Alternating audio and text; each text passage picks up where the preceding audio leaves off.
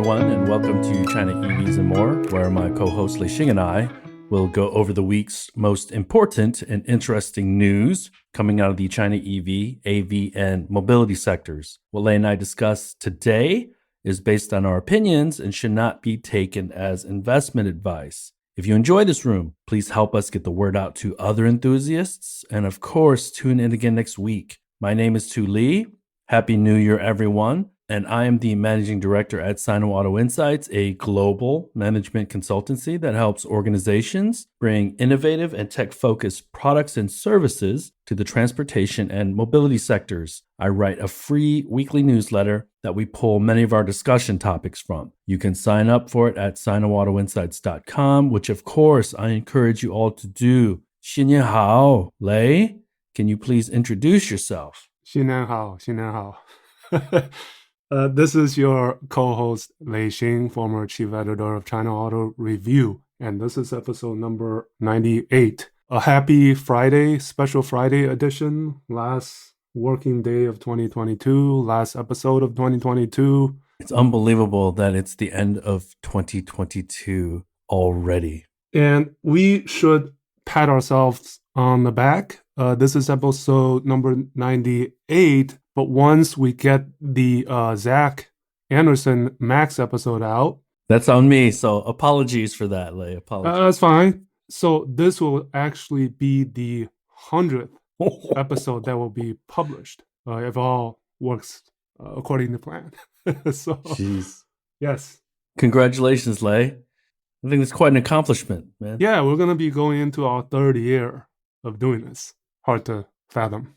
I still think between you and I don't think there's anyone else in the world that covers the market, the Chinese EV companies, mobility companies, chip companies, battery companies, and how they've invaded Europe and the United States, the rest of the world anyways, better than we do. So, yeah, it's been a weekly ritual, right? So topics today, where do you want to start? So Guangzhou Auto Show, NIO Day, awards. Let's start with, so I thought, and I sent you these about a couple weeks ago, some awards, end of the year awards that we'll have a little fun with. You and I can debate because there are a couple that I would say are a little bit different from my opinion versus yours. But yeah, let's start with the Guangzhou Auto Show and then talk about NIO Day a little bit and then move into the end of the year awards. And then we can reflect on some of the larger events or happenings during the course of the year that kind of shaped 2022 and what will shape 2023. Part of my newsletter was just kind of a year in review. So we can do that. So Guangzhou Auto Show, I'd summarize it as hot and cold. Hot being, it got off to a fiery start with that company that until 2 days ago, nobody probably haven't even heard of. The Beijing-based design engineering firm, IAT, had one of their concepts caught on fire. That was so that was the hot part. And then the cold part is this is the first time the Guangzhou Auto Show is being held in late December. And luckily, it was held after a delay. And cold, literally and figuratively, I think from what I've seen in the media posts, crowd was not that great from a media perspective. I think everybody's in Sanya, dude. Everybody's on vacation. There were some no-shows of some of the new models that were expected. This is no surprise, right? Yeah. It's the last week of the year, and for everyone to hustle when half of their team, if you're based in Shanghai, Beijing, or one of the larger tier 2 cities, you're likely half of your team does have COVID, right? The other half is on vacation. Yeah, and this is the first time ever that a auto show crosses a year. And first auto show since China announced the opening up on the 26th. Right. You know, I think it was toned down in terms of kind of the type of press conferences, reveals. So there were only a handful, right? Yeah. And obviously everybody was looking forward to Jidu, the Robo One. And they showed up. Too. Yeah, the mass production model. So in addition to the Lunar edition, and then the Robo 2, kind of the sports coupe style sedan. You and I are on a group chat with one of the G2 executives, and it's refreshing to see that number one, they are in a country that is known for its speed, China's speed. They are just all, pedal to the metal and just getting it done from a product launch standpoint. And it's drama free, no issues about capital, no issues about IP. It's really refreshing, and it's nice to see that. I think they're going to be a major player, and they're going to push a lot of new features, a lot of new technologies, and a lot of their competitors into that next level of EV design, feature set, capabilities. And with Baidu as their technology partner, they're clearly going to be a leader in that space in China. It's breaking boundaries. I think no door handles on both the 1 and 2.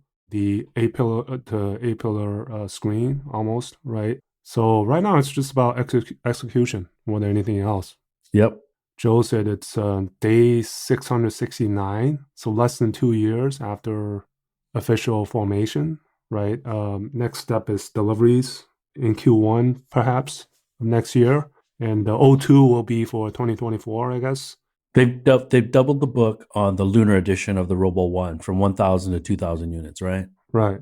And I think the O2, Robo 2 is directly, I know, we talked to our contact at Jidu, but it's definitely gunning for the Model 3 T5 BYD seal Yeah. type of segment, I think. Well, if you look at both of the products, they are a crossover SUV and a premium sedan, right? So, what is the current two product lineup for Tesla? It's the Model 3 and the Model Y, which are both long in the tooth. And so we will see an acceleration of sales decline and demand slack from Tesla because of these companies that are gunning directly for them with these new products. Yeah. In 2023. We'll talk about Tesla, but certainly it's the 1 is the Model Y and the 2 is the Model 3 for Jidu, basically.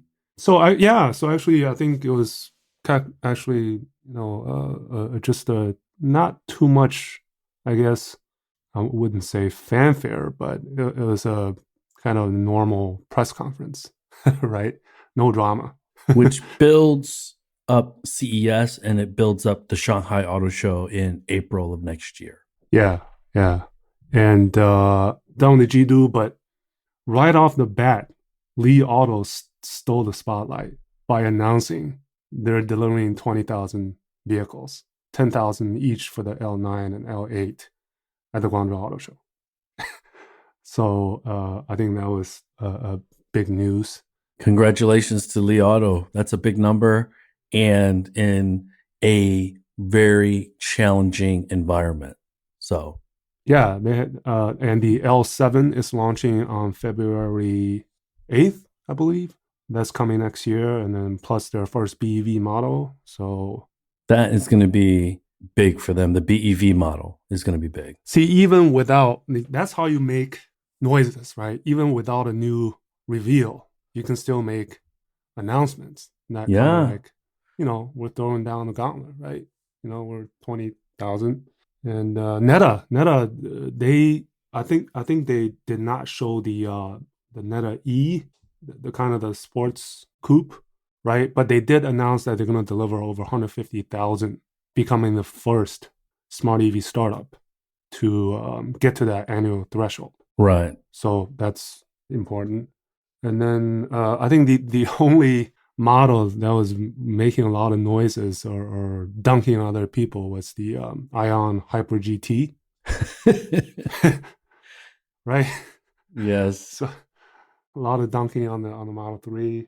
And then that car is actually going into production, I believe, with the price point of about 300,000 RMB. That's that killer market that owns 92% of all NEV sales, 300,000 and below.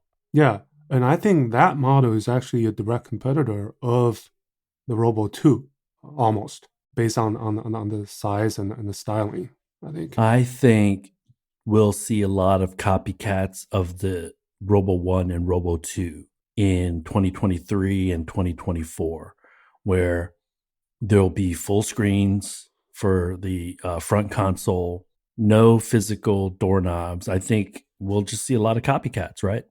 Yeah. So Jay's is in the room. Maybe in a few minutes we can pull Jay up. He was there first time actually, attending auto show. So stay with us, Jay. And then I guess just some of the announcements on longer term. So GAC Ion announced they want to sell 1.5 million NEVs a year by 2030, and the entire parent company GAC Group is eyeing a $1 trillion revenue and 4.75 million sales by 2030. Wow. Yeah. So Yeah. let's remind everybody the auto show is in Guangzhou and GAC is based in Guangzhou. So it's an important, if not The home port. an over, yeah, it's that's what I meant to say. So Yeah. And then Hycan is also part of GAC. They unveiled the V09 MPV, electric MPV. You know, that's another one of those weird looking, crazy looking eMPVs on the market. yes, In addition to the Denza D9, Zeekr 009. the bananas thing about the China market is you can launch a crazy vehicle and still sell a few thousand a month, no problem, because China is such a large market. Yeah, and it's interesting. They're all calling these MPVs nines for some reason. You see that, right? Even the Maxus Mifa Yeah, I 9 saw is that. also that's a 9. So that's Yeah, I interesting. don't know what the numbers, I don't know, whatever. And then other than that, Tesla had their Model S X Plaids, but they said they're going to announce pricing on January 6th. And then other than that, there were a couple of PHEV models from Great Wall Motor, and really nothing. Well, if we count Venucia is a unique brand. Right. It's what we call the Chinese JV independent brand, one of maybe only two remaining other than Baojun, right? Yes. It's from Dongfeng Nissan, and the interesting part of the Venucia VE concept is it previews a model that's launching in 2023 that will utilize Horizon Robotics Journey 3 chip. So we're now seeing Horizon seeping into these kind of foreign joint venture brands, right? So Yeah, they're starting to be a major part of product roadmaps, technology and feature product roadmaps for many automakers in China. And in 2023, we will likely see more announcements for Verizon chips in German Volkswagen products too. yeah. I mean, Volkswagen obviously being the a shareholder, investor, and that's coming in some of their new ID models. I think other than that, that's pretty much it. Even compared to 2021, the number of reveals, kind of debuts, I think were at least cut in half, if not more. Yeah, and I am still dealing with a bit of whiplash because talking to friends on the ground there, some of them are sick, some are on vacation, some are like, screw it, I'm just gonna go, because a few journalists contacted me, asked me my thoughts about the Guangzhou Auto Show, and they're like, well, I'm just kind of going because we haven't traveled in so long, and I kind of want some Guangdong Thai, right? Like some Cantonese food. So, Yeah, but it's the dim sum. We call it the dim sum auto show, whereas the yes, Chengdu Motor Show is the hot pot. hot pot. Yeah. So I think it, the sentiment, I saw some of the press conferences on live stream. A word that was used was challenging. I think it was for everybody in 2022, but it was important to have this show kind of to, have some kind of an impetus now that China's opened up, but it's going to get worse before it gets better in terms of COVID restrictions or people getting sick and not being able to work. So case in point, BYD faced that, right?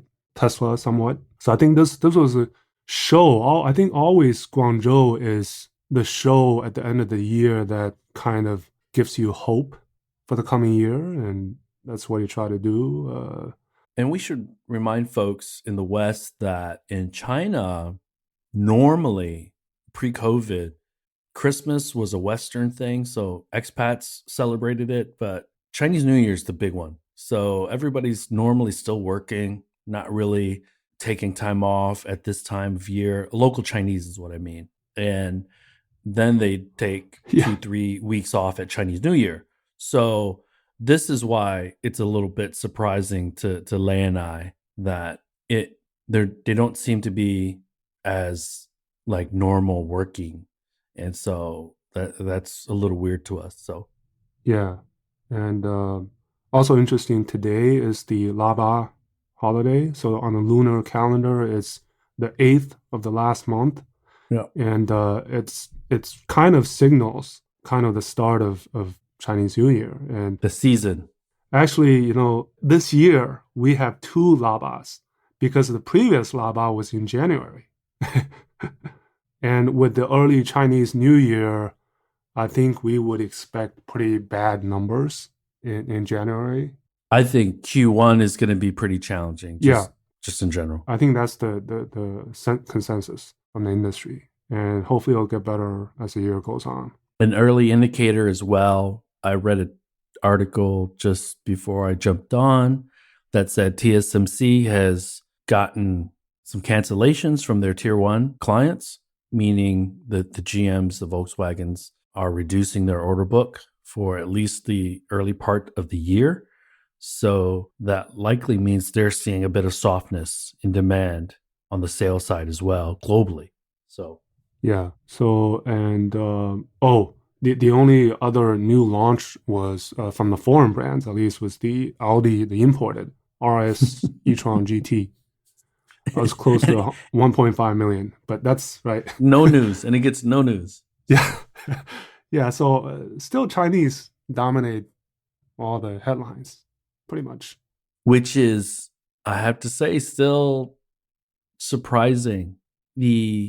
I would hope that the legacies by 2023 will be able to speed their operations up to keep up with the velocity of announcements, products, brands that launch in China. But till now, the second to the last day of 2022, so for the better part of 3 years, they've not been able to revise operations in order to quickly move along with the market here in China, or the market in China. So, it's still a struggle for the legacies. This decade is shaping up to be the golden decade for Chinese EVs. And 2023 will be another difficult year because ICE sales will be down. It will be down big. So, and that will be a nightmare for the foreign brands. Oh man, it'll keep Bluma up. It'll keep Mary up. It'll keep Tavares. I think he sleeps pretty well, but it's keeping Farley up for sure because they're trying to make aggressive moves. Ford is trying to make aggressive moves in China, but it's just not working out. They've just not had a lot of good luck over the last couple of years, right? The Mach-E has been very disappointing here. And to give you a sense of how bad the ICE market is, retail passenger vehicle sales were down 9% in November. And so it's the first time since 2008 where it's 2 consecutive months of decline this late in the year, sales decline. So October and November, sales decline for passenger vehicles. So if we subtract the growth of NEVs, that means that sales of ICEs were down big. Yeah, the sales of ICE passenger vehicles are expected to be down double digits in 2023, but NEV sales will still be up double digits. Not 100%, but if we're saying that, let's say China market in 2023 is flat, So that's probably about 23 million units. If NEVs will account, and we're saying that growth could be over a third. yeah, let's say growth is 40%. So we're talking over 10 million vehicles, right? So that means 13 million vehicles will be ICEs, Chabaduo.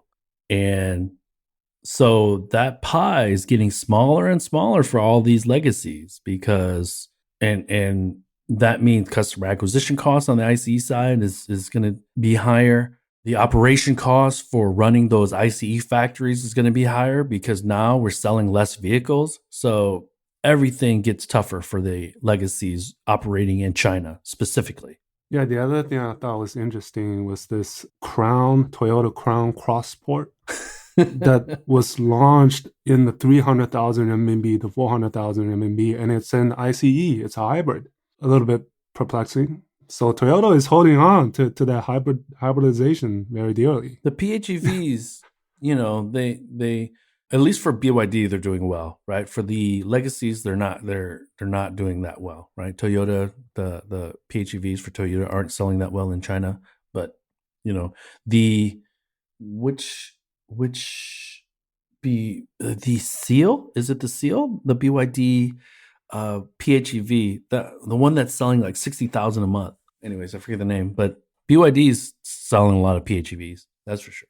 Yeah, and BYD is smart enough to do that Yangwang brand launch as a standalone event rather than doing something at the Guangzhou Auto Show. Yes. As the legacies worry more and more each day, the Chinese domestic EV brands get bolder and bolder, right? We're talking new products, we're talking new brands, and we're talking growing sales, right? A prime example is the LA L9 at 10,000 units each. NIO is going to have a great quarter with a terrific December. Not as good as they had anticipated, but still better, right? Yeah, maybe we go on to NIO because NIO came out with that updated Yes. projection, which kind of is a bummer. And again, it's an operational thing with NIO. It is not a product thing, and it's not a customer interest thing. It's an operational thing. Yeah, NIO just can't catch a break, it seems.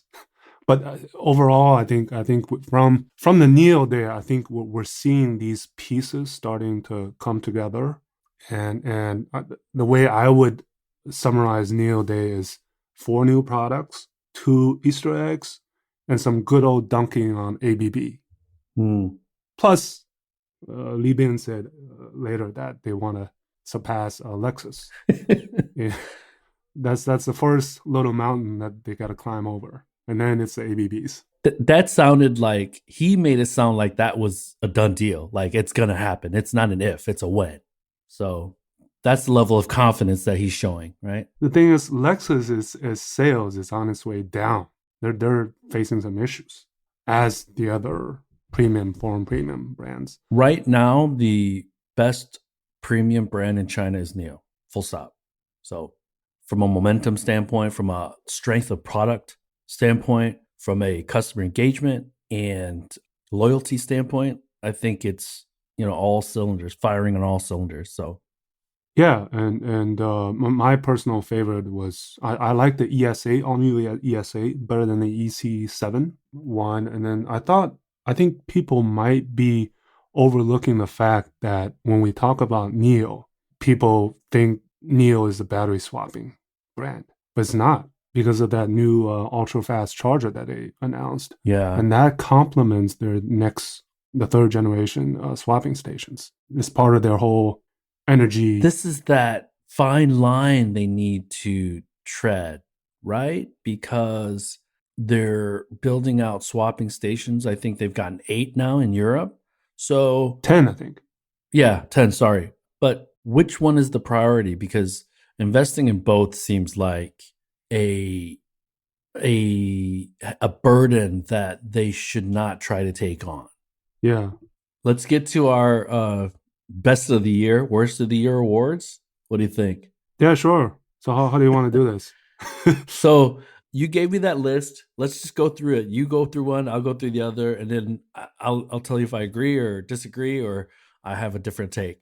Okay. So we start with EV company brand of the year.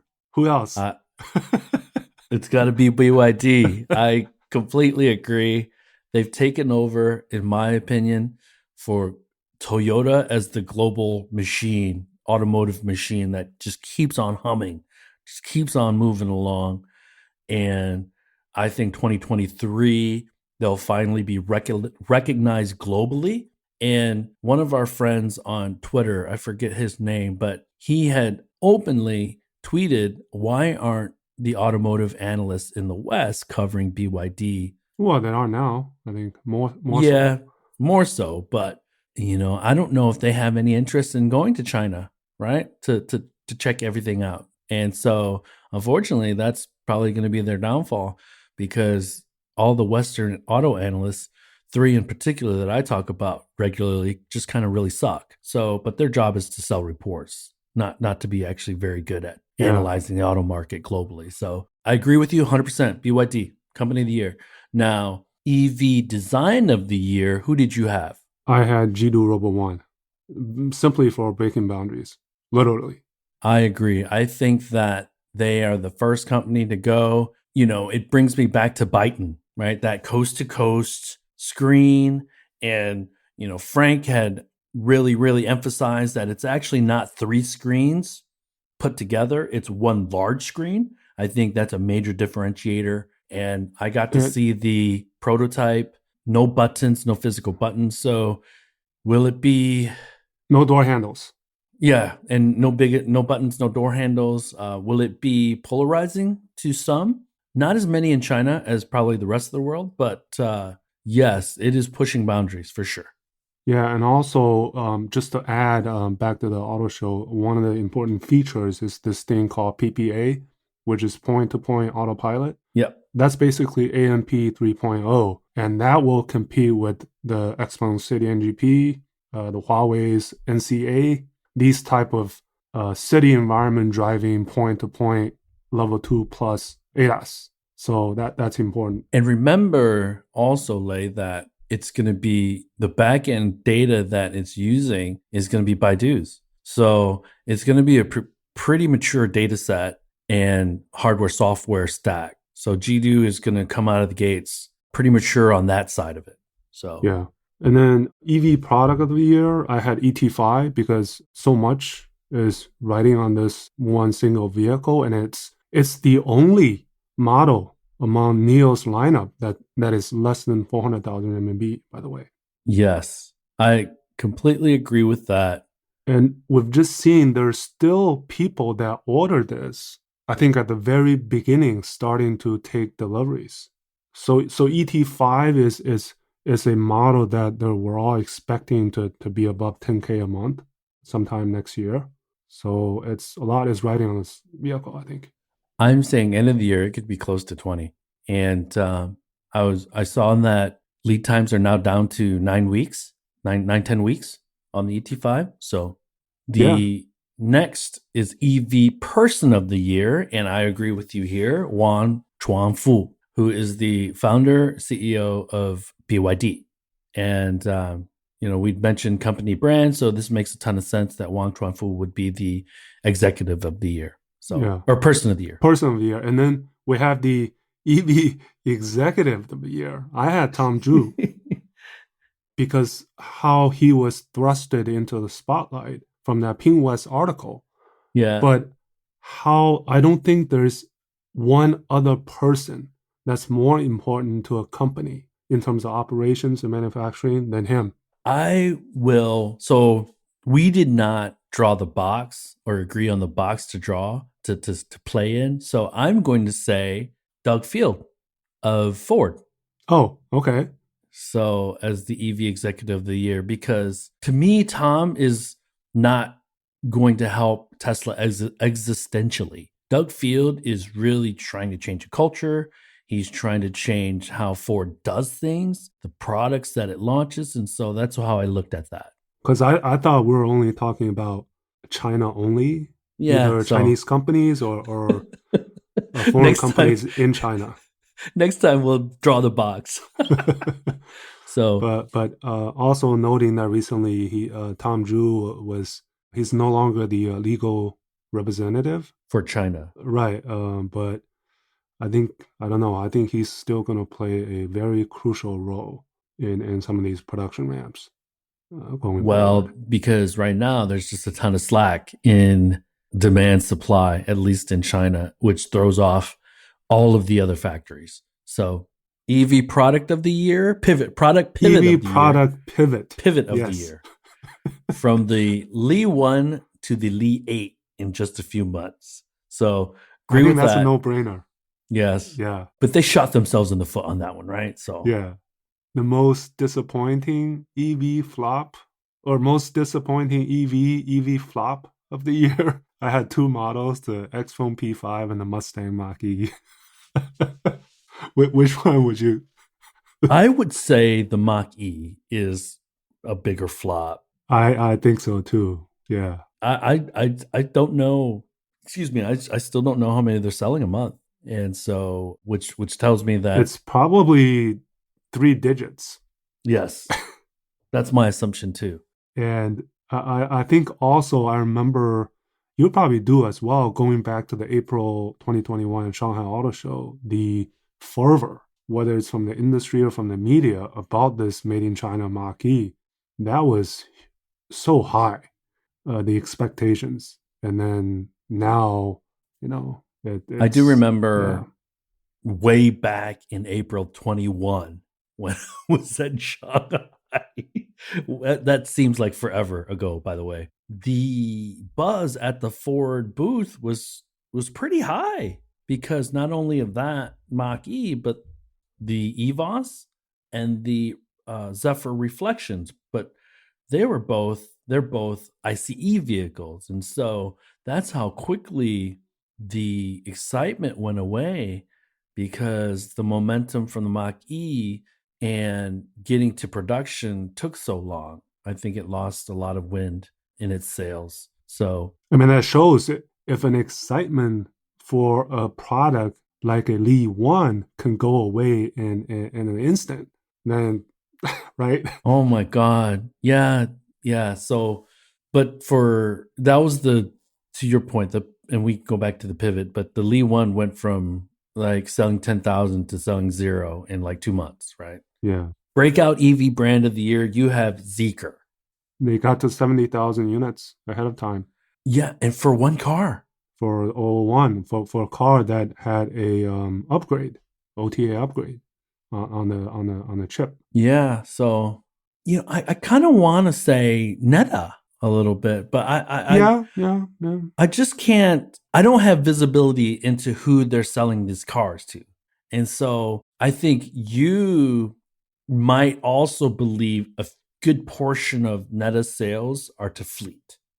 And so if that is truly the case, then Zeekr for sure. The thing is, they're also in complete different segments. Yes. Because Neta are the 100,000, 200,000 segment, whereas Zeekr is well over 300,000. And would you would call the Zeekr 001 a crossover or more of a sports coupe? It's hard to pinpoint exact. And maybe that's why it sells well because it crosses into both. It's almost like a shooting brake Yeah. style wagon stretched hatchback. If it was clearly a sports coupe, I think it would sell less. So I think being able to kind of straddle those two segments is very important for Zeekr's success. Yeah. EV product outside of China that will make an impact. What did you have? I had BYD Atto 3 since they're now in so many markets already or launching in so many markets. So BYD, I guess, is in 35 markets now.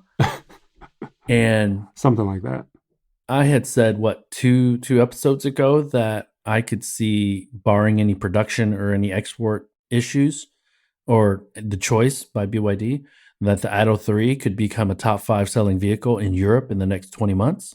So I hung my hat on that.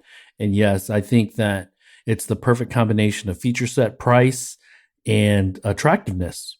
So Yeah. I don't think it's that polarizing. So a lot of people, it is attractive to a broad audience. And so, who did you have for EV Zombie of the Year? They're not so much a zombie yet, but they're on the edge. So Oh I man, had WM Motor and Hengchi, and I know there's quite a few more. For example, Udo, yes, company like Udo, Singulato. They're not Neutron, right, so but I think WM Motor is the most in danger of going down in 2023 and just 3 years ago, they were one of the most high-profile China EV because companies. they stopped publishing sales data. I don't know how many months ago. Well, they stopped paying their employees, or at least paying them fully. So Right, and they're in that lawsuit with Geely, yes, so tons of problems. Yeah, so that's my vote for The Walking Dead. and there will be more in 2023 as the economy, recession around the world, higher interest rates, sales get a little bit tougher. We'll see a few companies that we probably talked about over the last 10 months here kind of struggle. Right, so it would either be death or pullout. So an example would be Skoda. It won't be the first, it won't be the last of the foreign brands to kind of pull out. E.g. Jeep, right? So and then there'll be quite a few startups as well that'll be in trouble 2023 is going to be a pivotal year for Ford in China for full stop. So, for many others as well. AV product of the year. I had the Baidu RT6.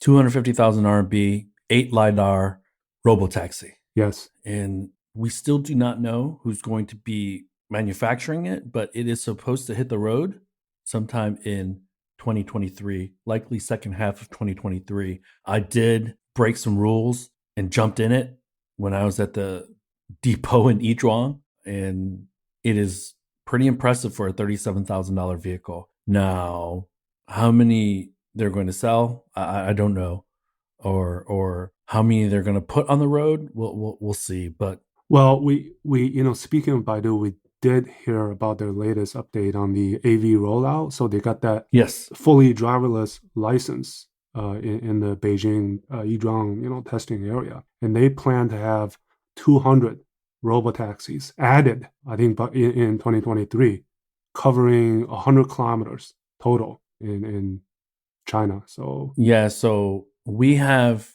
a couple more check boxes lay. We got to go back to China, try out Deep Route, try out go QCraft, try out Baidu again, We Ride, and then we got to go back to San Francisco. I'm looking back. I'm looking at ticket prices. So it's going to be my constant thing to do from now on out. So battery company of the year, who did you have? It's almost a no-brainer as well. CATL, right? They just got their Time magazine. What the The Chilean battery, right? yeah, the Chilean battery that they got an award, right? That the Yes. what a design or something of the year. And Zeekr 01 is going to have that. The 620-mile, 1,000-kilometer. The 009, you mean? Yeah, no, 001. 001, sorry. 001. Yeah. And also their global expansion, right? CATL in Hungary, right? Yep. In Germany, Thuringia, we talked about that last. And potentially in Michigan. Michigan, right? And how many deals they've done, battery swapping, their Evergo brand. Evago, yeah. Yeah, just I think there's just overwhelming. Yeah. And then blockbuster deal of the year. I agree with you. Volkswagen invests in Horizon Robotics, 2.4 billion euro, 1.2 billion euro into the JV and 1.2 billion into Horizon. So Volkswagen probably owns at least 20% of Horizon Robotics right now. Yeah, it's a huge bet, I think, on Volkswagen's part. And I'm reading between the lines. It's currying favor with the Chinese government. Yeah. Chip company of the year. You had Horizon. Who else? Yeah, I have Intel. I think that the moves that they made in the United States to ingratiate themselves with the US government, investments in Ohio, I think they really, really want to be a player in the mobility space. And so they've been behind quite a bit over the last several years with NVIDIA, Qualcomm, and they're playing catch up. And I think they're trying to do it in a big way. So, Yeah, also with Mobileye, right? yeah. Working with Zeekr on supervision and NIO robotaxis globally. EV sleeper brand? Did you have? I had Ito. Okay. I think it was quite surprising their run. Obviously, a big support they had was the Huawei's channels, thousands of stores that they had, and obviously they're going with the EREV route, so same Yep. as Li Auto. But I think their sales surprised many people. This is where I differentiated with you, Lei. I want to say Leap. Leap, I'm still okay, I'm still very impressed with their because I think this time last year we had kind of talked about them being on the ropes too, right? Or was it a year ago? Because let's say 2 years ago, they were on the ropes. They were close to closing up shop. yes, yes, 2020, yeah, And so for them to continue to launch new products that are selling, and it's very impressive because I thought they were just going to go away pretty quickly. But not only did they, so when we talk about these zombie brands, what normally happens is they struggle to stay open, but they stay open. With yes. Leap, they didn't struggle to stay open. They thrived and they doubled down and they are launching new products, increasing sales. So very, very impressive to me. LiDAR company of the year, I had Hesai. They delivered over 100,000 LiDARs already, including 80,000 alone this year. Yeah. I mean, we're talking about no longer talking about this what we're talking about execution. We're talking about manufacturing deliveries. Yeah. I think 2023 will be the year of the LiDAR where almost every company launches a vehicle with LiDAR on it. So And then second after Hesai was Innovusion, mostly on the NIO models. They yeah. delivered over 50,000. And the craziness with LiDAR, the sector and the companies is that there's a lot of cross pollination where Chinese companies are working with foreign brands because in other, and I would say somewhat sensitive sectors, LiDAR, because it collects data, because it maps areas of cities, could be construed as a fairly sensitive technology. But LiDAR is also where you see a lot of this cross pollination where American companies like Illumina are trying to work with Chinese companies and vice Yes, versa. yes. So it'll be an interesting sector to follow in 2023. It's going to go mainstream because we've seen some green shoots of everything going mainstream with Hesai delivering so many LiDAR this year, but we'll be much more familiar with companies like Innoviz, Innovusion, Hesai, Luminar, any others? Huawei, I think. Septon, Yeah, those. so there's all these LiDAR companies that are going to compete against one another, and they're going to align themselves with individual brands and entire companies like a GM or a Volkswagen group. So, Yeah. tech And company of the year, who'd you have? I had a Huawei. Hmm. That, man, I was like, yeah, so, okay, go ahead. Because, right, we mentioned they're the closest of being an EV maker without being an EV maker. Yes, for sure. Tech company of the year. And the type of strategic cooperation that they've signed so far this year, there are tons, right? Cherry Yes. and their business model, kind of three different business models, right? Yeah, they're covering all bases, right? Because this is because their existence is being threatened because of what's happened in their mobile phone side. And so in order for them to continue to grow and thrive, they need to be a major player on the system side for electric vehicles. So I'd agree with that. Let's quickly move into the last two. The most consistent EV brand of the year. GAC Ion, Wuling, maybe a Yeah, tie or I think you could set your watch to 30,000 units being sold by Wuling every month, right? But 50 maybe. yeah, I could say BYD, most consistent EV brand of the year too. Well, we already had awards for BID, so Yeah, yeah. let's So, and you and I had to come up with this last award, the name of it. So No, one more. There's a okay. oddest. I had this oddest launch of the year Oh, honest. being Okay. being the Neutron NV. And the reason being is that they launched it, they took orders, and then later they said, we can't manufacture and we can't deliver. So They we're they they returning our had, money. they had a take back. Yeah. Yeah. So I think that's definitely the oddest launch. yeah. Okay. I agree with that. And then Last but not least, the flame we out of the we year. we had to have an award for Tesla. Yeah, so because as you guys heard for the last 15 minutes, we haven't said Tesla once, but the biggest flame out of the year, it has to be Tesla.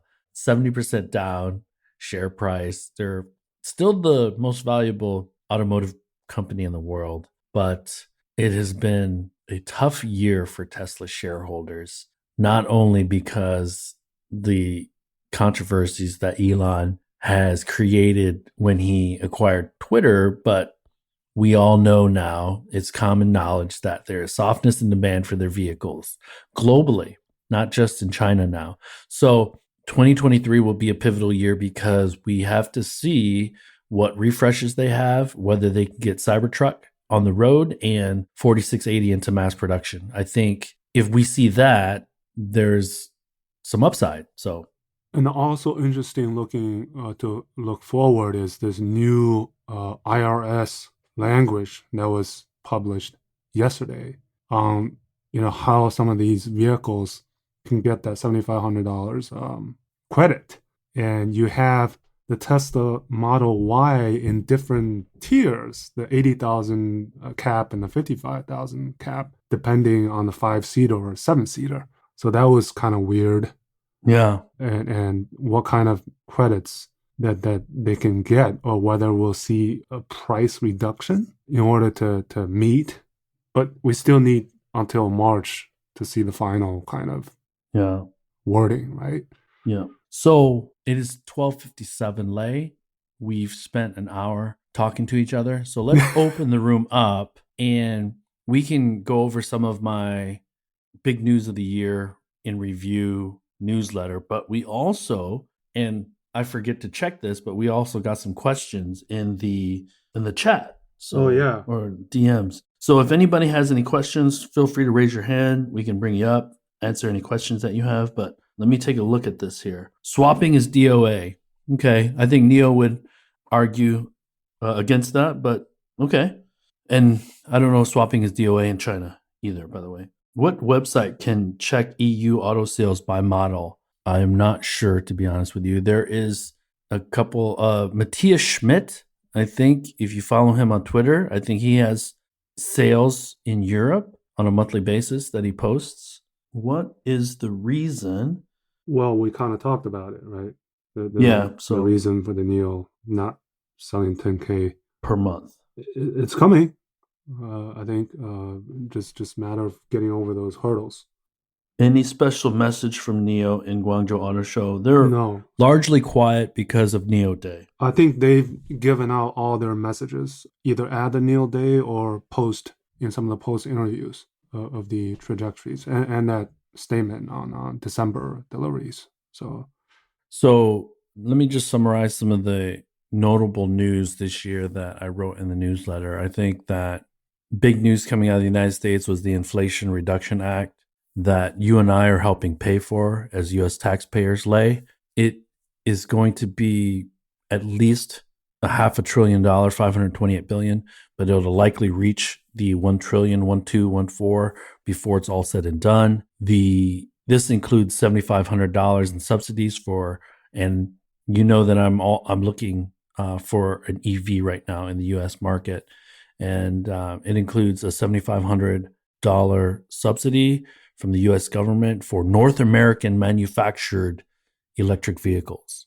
So, if I read it correctly, is if you lease an EV, you could theoretically receive that credit even on a model that's not assembled in North America. it is a little bit confusing. Right? I think you've seen some of the reports out already that because there's been behind the doors lobbying from these EU and Japanese and Koreans, right?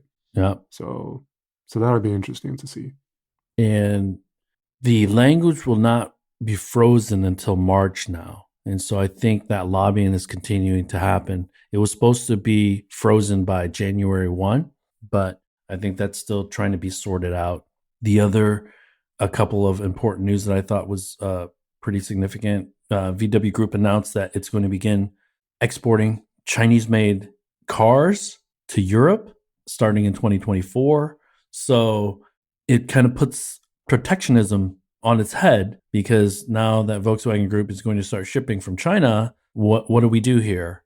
Do we protect for domestically made vehicles like the Inflation Reduction Act? Because if so, Ford's not going to be Volkswagen Group's not going to be very happy about that.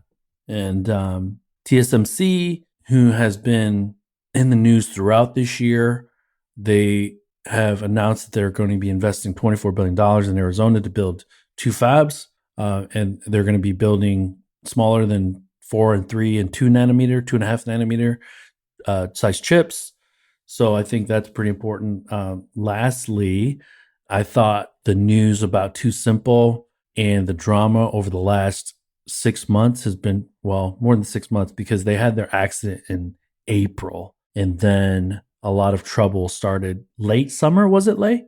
Mm-hmm. With the announcement that they were being investigated by the SEC and the FBI, and that the board had fired Xiaodi Ho, or Ho Xiaodi, the founder, CEO, and then he turned around and went gangster on them, kicked out the entire board with Chen Mo, who was the China head, and now they brought Cheng Lu back to be the CEO, and they're likely going to reduce staff by about half in order to kind of correct and right the ship, and likely look for external funding sometime in 2023. So we talked about a few of the other things already, Lei, so I won't talk about them, but this is the scorecard for market cap on, or most valuable automotive companies. Tesla's still number 1. Toyota is still number 2 at around 200 billion.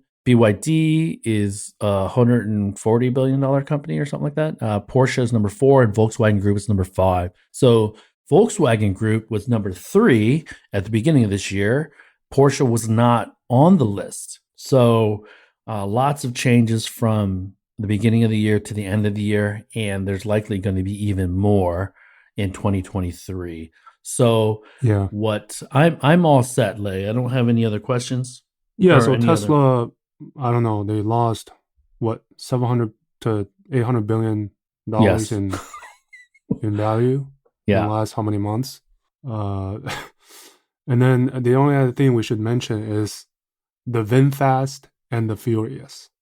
I thought that was they're starting to deliver vehicles. They're supposed to Yes. start deliver vehicles by the end of the year, and we only have what, 25, 24, 36 hours left in 2022. So, and we'll see how that plays out, because They're a big time wild card, because there's no telling. There's that really nasty review by the Jalopnik guy, yeah, and so we were driven in one in the auto show, but we didn't get to drive one. So I think that's a huge difference. That I'll look to try to drive one in Q1 of 23 to see how it drives, and we'll let you know. and something else to look forward to. I think these maybe the China EV Inc. or AV Mobility Inc. IPOing more of those, either in the US or elsewhere. Maybe we'll see more of that, because Zeekr is on deck, right? VinFast Yes. is on deck. Maybe the environment will be, more favorable, perhaps. I think the political environment will be more favorable, but the financial environment might not be. Oh, yes. Speaking of political, so Qin Gang, he got promoted to be the foreign minister, Yes. which is interesting because he had a lot to say about Tesla, right? In his tweets.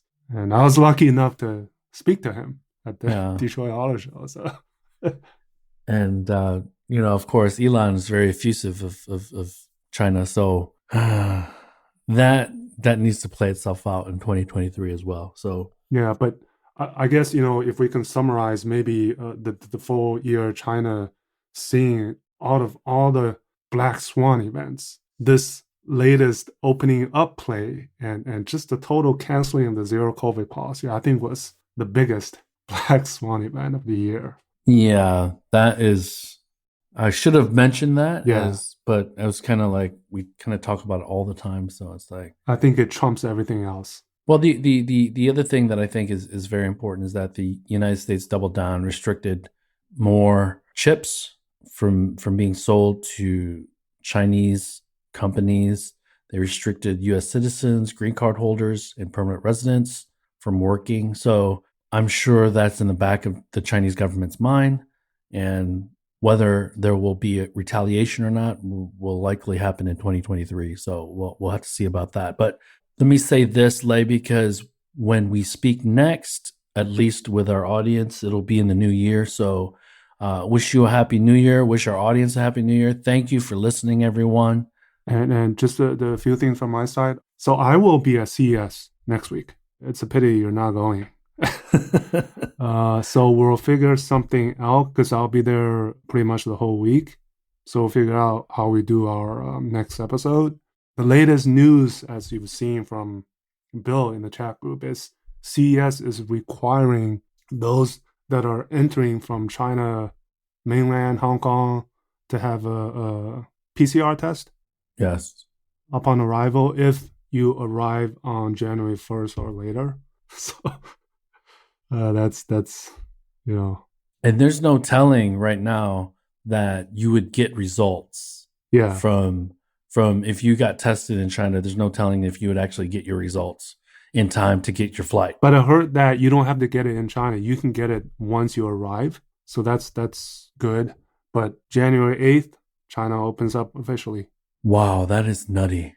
So, yeah. But anyways, everyone, thanks again for listening. And we will talk with you all in the new year. Yeah, 2023 sounds exciting, mostly because we have at least a chance to go back. I'm looking forward to attending an auto show and other events in China. Good morning, good afternoon, and good evening. We will talk with you guys next week. Yeah, same here. Happy New Year. We'll talk to you next year. Bye-bye. That brings us to the end of this week's show. Lei and I thank you for tuning in. My name is Tu Lee, and you can find me on Twitter at Sino Auto Insight. That's SinoAutoInsight. You can find Lei on Twitter at LeiXing77. That's LEIXING77. If you wouldn't mind rating and or reviewing us on Apple Podcasts, Spotify, or wherever you grab your podcast from, we'd appreciate that as well. Even better, if you enjoy this show, please tell your friends about it. Please join us again next week as we track down all the latest news on China, EVs, and more.